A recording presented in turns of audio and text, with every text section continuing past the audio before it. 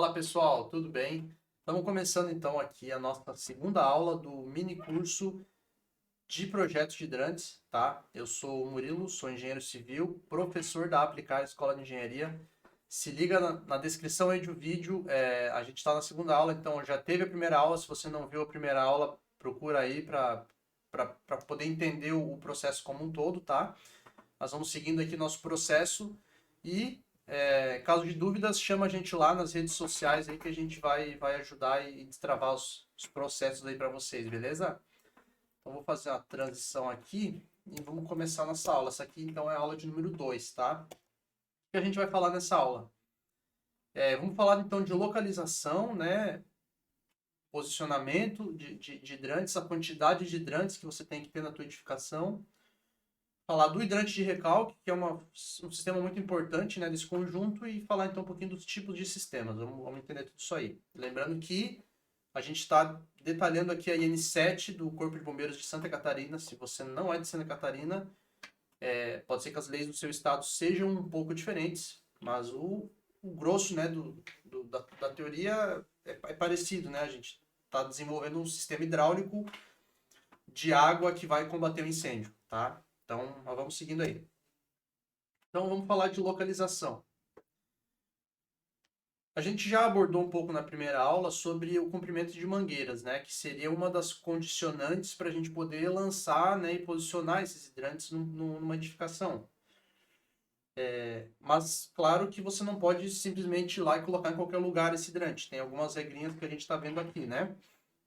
Então, eles devem estar localizados na circulação ou na área comum da edificação, que faz muito sentido, afinal, o bombeiro, né, que vai chegar para fazer a utilização desse equipamento, tem que ver ele da forma mais rápida e mais fácil possível.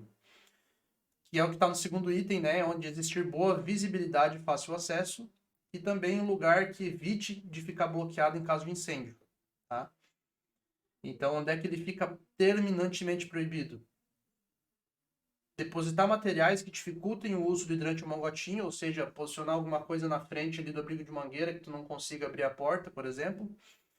Ou então instalar esse hidrante em rampas, escadas, anticâmaras e patamares. Por quê? Porque é uma saída de emergência, né? Onde as pessoas vai ter um fluxo de pessoas muito grande e isso vai acabar atrapalhando, né, a mobilidade ali da pessoa que está manuseando o equipamento e conectando mangueira e tal. Então é para evitar esse tipo de problema também. O que mais? Sobre a quantidade, tá? Então, localização é isso. Então, a gente já está somando as coisas, né? O comprimento máximo das mangueiras, até 30 metros. Agora, a gente sabe, então, que tem que estar numa área comum. Então, basicamente, se fica ali um pouco limitado. Por exemplo, se for uma edificação residencial ou escritórios, por exemplo, o ideal é estar numa circulação ali, onde seja, por exemplo, chega da escada, chega do elevador, tá ali naquele hall, você consegue acessar e levar até o ponto mais distante. Temos essas duas condicionantes então, né? O comprimento da mangueira e a localização, onde deve estar esse hidrante. Agora, sobre quantidade, como é que a gente sabe, né, a quantidade que vai precisar? É um pouco do que a gente já conversou na primeira aula. A quantidade ela vai ser determinada pela cobertura proporcionada pelas mangueiras. Então, se você posicionou o hidrante de forma que uma mangueira, por exemplo, de 30 metros atende o ponto mais distante da edificação desviando os obstáculos, que é o trajeto real da mangueira, certo? Então você não pode atravessar a parede, você não pode atravessar móveis, né? Então, se você conseguiu atender com 30 metros, tá ok, tá show de bola, um hidrante vai ser suficiente. Se você não conseguiu, talvez você vai ter que redistribuir, né? Colocar mais um ponto de hidrantes ou trabalhar um pouco ali com o espaço disponível que você tem de forma que você utilize o mínimo de hidrantes possível também, né? Existe uma questão de custo aí envolvida, o sistema ele é todo metálico, não é um sistema barato. Então, claro que você tem que atender à lei, mas dentro, né, de um escopo econômico. Então, é o que diz o nosso segundo ponto, né? Qualquer ponto da área a ser protegida seja alcançado pelo esguicho, considerando-se o comprimento da mangueira e seu trajeto real, desconsiderando o jato d'água, tá? Então, porque é o que acontece, né? Claro que você tem a mangueira, tem a ponta do esguicho, e do esguicho, então, vai sair aí um jato d'água que vai alcançar 50 centímetros, 1 metro, 2 metros. Então, você não pode levar em consideração isso para posicionar as mangueiras, tá? Então, a mangueira efetivamente tem que alcançar o ponto mais longe da edificação. Em edificações verticalizadas, que seria, por exemplo, o caso de uma edificação residencial, a gente então precisa ter pelo menos um hidrante ou mangotinho por pavimento. Beleza? Sobre hidrante de recalque. Então, o que seria o hidrante de recalque, tá? Pensa lá, então, voltando até um pouco com a primeira aula. A gente tem o reservatório, a gente tem a tubulação, que vai trazer a água do reservatório até o hidrante, que é aquela válvula, aquele registro. E esse é o sistema, né, completo, de certa forma. Mas o que acontece, por exemplo, se acabar a água do reservatório? Existe um dimensionamento lá, existe uma reserva técnica de incêndio, a gente vai ver também isso numa próxima aula. Mas, para adiantar um pouco a situação do hidrante de recalque, se chega a acabar a água do reservatório, a única alternativa que o Corpo de Bombeiros tem para continuar apagando o incêndio é ir lá, trazer um caminhão, né, estacionar na frente do prédio, um caminhão pipa, e injetar água no sistema, certo? Então, essa é uma das principais funções do hidrante de recalque, né? Então, imagine que se você está sem água na edificação, tem que vir um caminhão do bombeiro, um caminhão pipa, ele vai engatar lá uma mangueira nesse hidrante de recalque, que é o que está aqui na imagem, e vai jogar água para o sistema.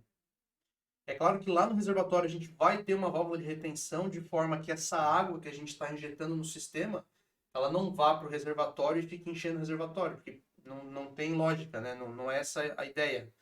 A ideia é você disponibilizar, colocar água na rede e essa água ir direto para o ponto de utilização, já para o hidrante onde está sendo feito onde está sendo apagado o incêndio, por exemplo, né? Então, basicamente, essa é a principal função do hidrante de recalque, permitir aí a pressurização do sistema, tá? Então, ele tem algumas regrinhas, né, que devem ser seguidas. Por exemplo, a válvula... O que é o hidrante de recalque em si, né? É uma válvula globo-angular com o adaptador Rosca Storrs já, né? Soldado à válvula, então, para evitar o furto desse adaptador, com uma saída de 2,5 para a mangueira. Então, que é a mangueira, essa mangueira 2,5 que é o bombeiro que vai encaixar ali, né? E ele vai trazer lá junto com o caminhão, por exemplo. O engate para a mangueira, então, ele tem que estar voltado para baixo, em ângulo de 45 graus.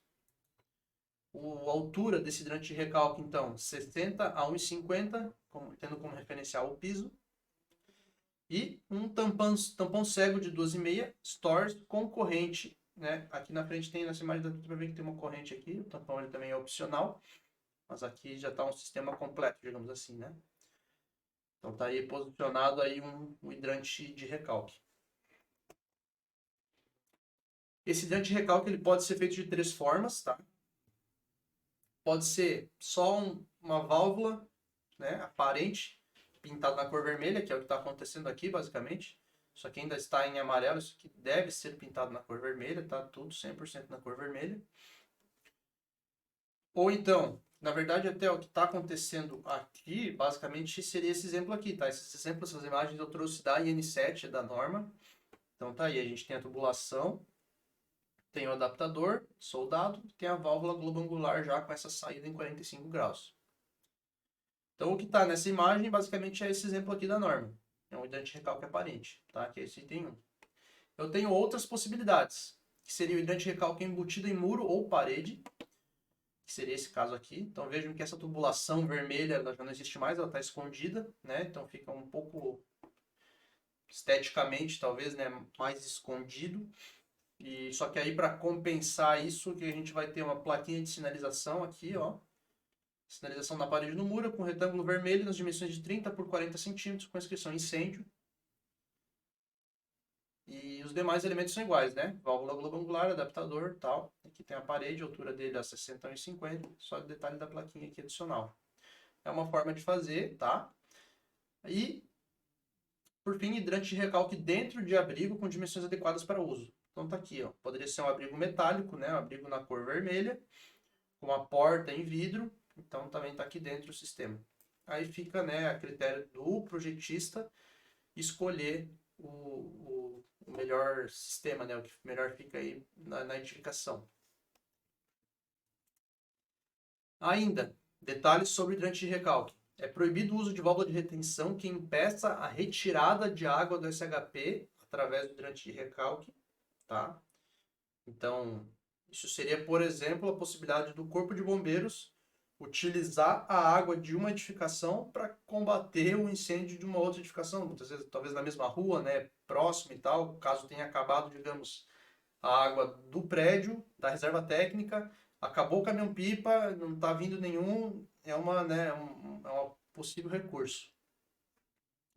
E onde que tem que ficar esse hidrante de recalque, né? Então, ele tem que estar na entrada principal da edificação.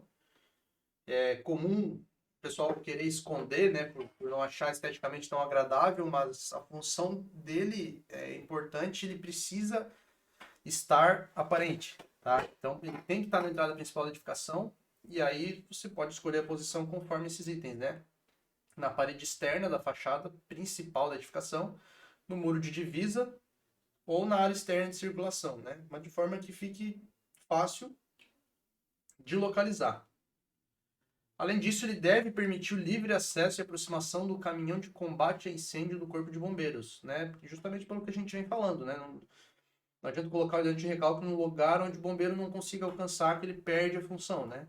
Então ele tem que estar de uma forma que o caminhão ele é grande, ele ocupa bastante espaço, o caminhão vai instalar, vai chegar, vai estacionar, e então vai fazer essa instalação aí, né? De tirar a mangueira lá do caminhão, conectar o caminhão com o recalque, e existe todo um processo. Então é importante pensar nisso também, né? Onde o caminhão vai parar, para que não fique nenhum obstáculo ali, né? Entre o recalque e esse caminhão. E então, sobre tipos de sistemas, tá? O que a gente vai ter? A definição do tipo de SHP, então, ela vai ficar conforme a carga de incêndio do imóvel. Então, nós temos aí 4 tipos de sistemas hidráulicos. 3 deles são hidrante, um deles é mangotinho. Pode ver que o que principal muda aqui, né, é a questão da carga de incêndio. E aqui a gente tem outros mais detalhes, mas vamos ver com um pouco mais de calma. O tipo 1 é o hidrante, é o mais comum, digamos assim, né, para as edificações de menor risco. Então, até 1.142 MJ por metro quadrado. O diâmetro vai ser de 40 milímetros, 1,5, diâmetro da mangueira. Saída simples, ou seja, é só uma válvula angular. O esguicho agulheta com requinte de meia polegada. E a vazão mínima no esguicho é de 70 litros por minuto. Essas informações são importantes, que a gente vai utilizar isso depois lá na frente no dimensionamento, tá? Por isso que você tem que entender e classificar o teu sistema da forma correta. Se você tiver um sistema do tipo 13 e dimensionar para o tipo 1, não vai fechar as contas, né? Você tem que fazer tudo desde o começo para poder chegar no dimensionamento e não errar nada. O tipo 2, então, é um mangotinho, tá? De novo, para a carga, então, até 1.142 MJ metro quadrado. Diâmetro da mangueira um pouco menor, conforme a gente já viu. Saída simples. Esguicho regulável, agora. Então, é aquilo que a gente comentou, né? A agulheta, ele tem um jato único de água, né? Tu não tem muita possibilidade de trabalhar com a água. Enquanto que o regulável, né? Tu consegue ir girando ele e aumentando a dispersão, fazendo ele um pouco mais concentrado conforme a necessidade. Então, para o mangotinho já surge, então, essa obrigatoriedade do esguicho ser regulável e a vazão um pouquinho maior, uma vazão de 80 litros por minuto. A gente ainda tem, então, o sistema tipo 3 e o sistema tipo 4. Os dois são hidrantes. Basicamente, a diferença, então, é na carga de incêndio, né? Um é até 2,284 e outro é acima de 2,284 MJ por metro quadrado. O diâmetro da mangueira muda também. Tipo 3, então, é de 1,5, tipo 4 é de 2,5. Número de saídas, para o tipo 3, então, é uma válvula globo angular, para o tipo 4 seriam 2 válvulas, né? Saindo nesse formato, assim como se fosse formar um Y, né? E a vazão, percebam que a vazão ela já aumenta consideravelmente junto, né, com o risco da edificação. Então, o sistema do tipo 3, como a carga de incêndio é mais alta, assume-se que existe um risco de incêndio bem maior, uma edificação mais perigosa, entre aspas. Então a gente está falando de 300 litros por minuto no tipo 3 e 600 litros por minuto no tipo 4. Beleza? Então, sobre dimensionamento, tá, gente? O SHP ele deve ser dimensionado, então, conforme a carga de incêndio, conforme tudo que a gente viu, né? Escolher as mangueiras certinho, escolher o tipo do sistema, escolhe a vazão, escolhe todas as condições de contorno conforme a norma. A parte do cálculo, efetivamente, a norma não traz para a gente, ela não diz, ó, calcule assim ou assado. Então, a forma de cálculo pode variar em função do projetista, tá? Existem métodos aí que são mais conhecidos, alguns mais simplificados, alguns um pouco mais completos. Tem mais de um método de cálculo que funciona. A gente vai ver no final desse mini curso, então, um exemplo de dimensionamento. Mas aqui a gente está vendo, então, todas as condições de contorno, tá?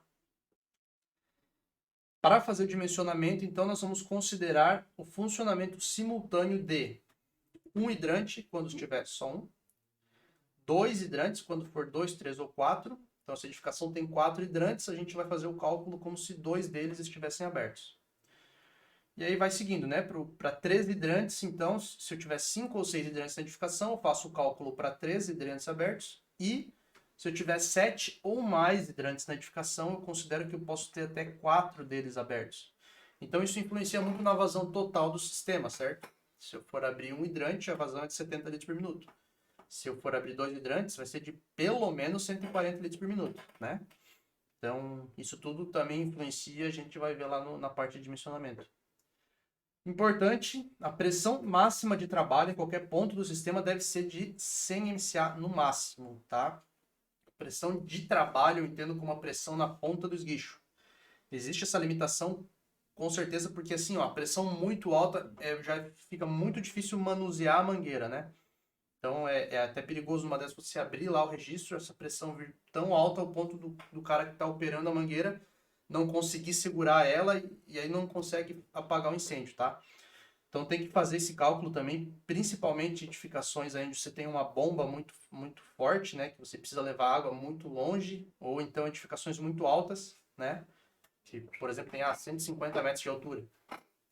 Então, naturalmente, essa pressão tende a ficar muito alta, e aí você precisa ter esse cuidado, certificar que não está passando do 100 MCA. Se tiver passando, prevê então uma válvula de redução de pressão para garantir que seja funcional esse sistema. Pessoal, nesse estágio aqui, a gente já viu basicamente todas as condições de contorno que a gente precisa para fazer o cálculo. Nas próximas aulas, então, a gente vai falar um pouco sobre reservatórios, vamos falar sobre reserva técnica de incêndio, vamos falar sobre conjunto de bombas, né, casa de bombas, entender um pouco isso, e na última aula, então, a gente vai para o dimensionamento. Mas só para deixar claro, então, né, que as condições de contorno, se você for com dúvida, assiste de novo, entre em contato com a gente, aqui na descrição do vídeo tem tudo, que as nossas redes sociais, o contato ele é bem tranquilo, tá? E estamos à disposição aí para ajudar e para tirar todas as dúvidas, beleza? Um abração aí, bons estudos, até a próxima aula.